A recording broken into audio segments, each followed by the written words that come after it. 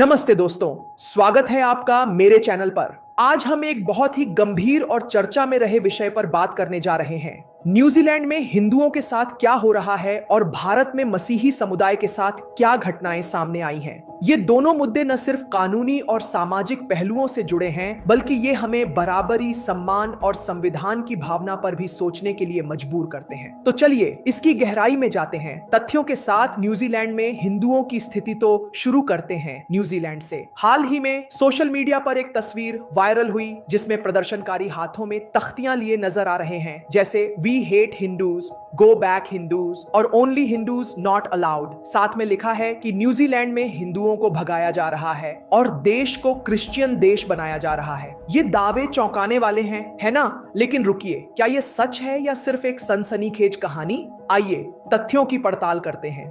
New Zealand की जनसंख्या में हिंदू समुदाय की संख्या बढ़ रही है। 2006 की जनगणना के मुताबिक वहां 64,352 हिंदू थे, जो 2013 तक और बढ़ी। आज ये आंकड़ा लाखों में पहुंच चुका है, क्योंकि भारतीय प्रवासी वहां बस रहे हैं। लेकिन हाल के कुछ पोस्ट्स और वीडियो में माओरी जनजाति के लोग हिंदू धार्मिक झंडे जलाते और विरोध प्रदर्शन करते दिखाई दे रहे हैं। उनका कहना है कि बढ़ती हिंदू आबादी उनकी संस्कृति और जमीन पर दबाव डाल रही है। कुछ लोग इसे जंग का ऐलान तक बता रहे हैं। लेकिन क्या ये सच है? आधिकारिक तौर पर न्यूजीलैंड सरकार ने कोई ऐसा नीति नहीं बनाई जो हिंदुओं को निशाना बनाए। ये घटनाएं शायद स्थानीय स्तर की हैं या फिर सोशल मीडिया पर बढ़ा चढ़ाकर पेश की जा रही हैं। फिर भी अगर हिंदू समुदाय के साथ भेदभाव हो रहा है तो ये गलत है। हर समुदाय को सम्मान मिलना चाहिए, जैसा कि अंतरराष्ट्रीय मानवाधिकार मानकों में कहा गया है।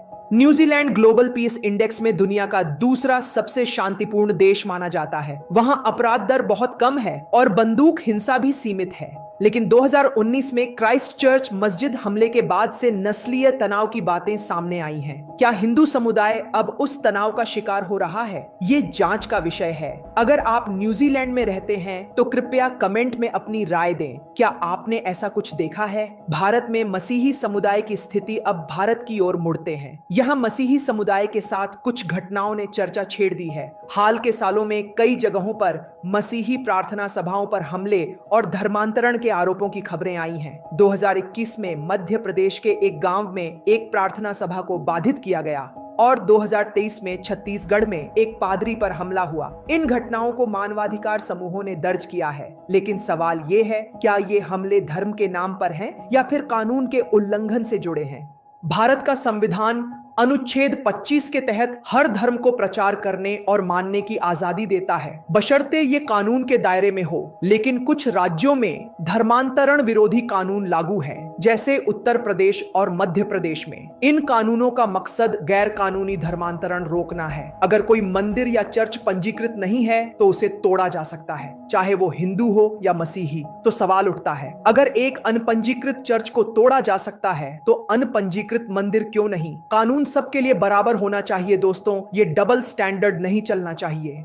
अब बात करते हैं कुछ खास घटनाओं की। 2024 में उत्तर प्रदेश के संभल में शाही जामा मस्जिद के सर्वे के बाद हिंसा हुई, जिसमें 4 लोगों की मौत हुई। हालांकि ये मसीही समुदाय से जुड़ा नहीं था, लेकिन ये दिखाता है कि धार्मिक संरचनाओं को लेकर तनाव कितना गहरा हो सकता है। मसीही समुदाय के मामले में झारखंड और छत्तीसगढ़ में कुछ पादरियों को जेल भेजा गया क्योंकि उनके खिलाफ धर्मांतरण के आरोप लगे, लेकिन कई बार ये आरोप साबित नहीं हुए। एक घटना में बनारस की एक महिला पास्टर प्रतिभा ने बताया कि उनकी प्रार्थना सभा में तोड़फोड़ हुई और उन्हें जेल जाना पड़ा, लेकिन बाद में वे रिहा हो गईं। उनका कहना था कि जेल में भी उन्होंने प्रचार जारी रखा। ये घटनाएं बताती हैं कि धार्मिक आजादी और कानून के बीच संतुलन बनाना कितना जरूरी है। तो दोस्तों, क्या आपने कभी सोचा कि अगर मंदिर और चर्च दोनों अनपंजीकृत हों तो कौन सा पहले टूटेगा? शायद वो जो सबसे ज्यादा शोर मचाए। लेकिन मजाक छोड़िए,